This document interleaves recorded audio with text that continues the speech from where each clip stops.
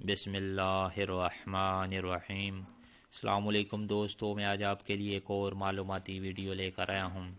سعودی عرب کے وزیر محنت و سماجی بہبود انجینئر احمد الراجحی نے فارمیسی کے پیشے اور اس سے متعلقہ تمام شعبوں کی سعودیزائزیشن کا فیصلہ جاری کر دیا ہے۔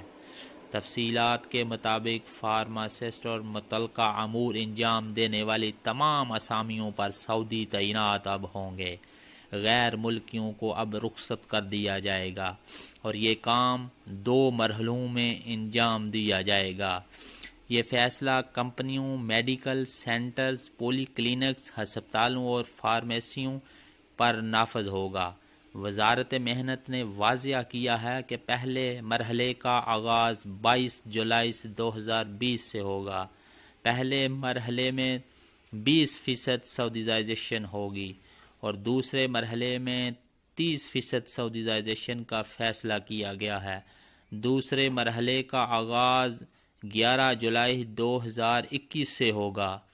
ایسے اداروں پر فیصلہ نافذ کیا جائے گا جہاں کام کرنے والے غیر ملکیوں کی تعداد 5 فارماسسٹ یا اس سے زیادہ ہوگی۔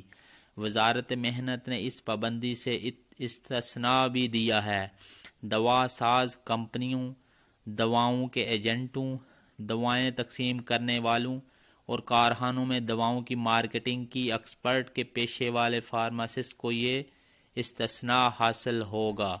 یاد رہے کہ یہ فیصلہ وزارت صحت، فروغ افرادی قوت فنڈ ہدف اور سعودی ایوانہائے صنعت و تجارت کونسل کے تعاون سے نجی اداروں کے ساتھ طے شدہ صحت معاہدے کے تحت کیا گیا ہے۔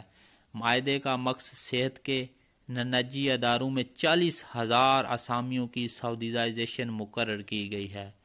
شکریہ دوستو، مزید اچھی ویڈیو کے لیے ہمارا چینل ضرور سبسکرائب کیجیے گا تاکہ ہر آنے والی ویڈیو آپ تک پہنچ سکے۔ السلام علیکم ورحمۃ اللہ وبرکاتہ، فی امان اللہ۔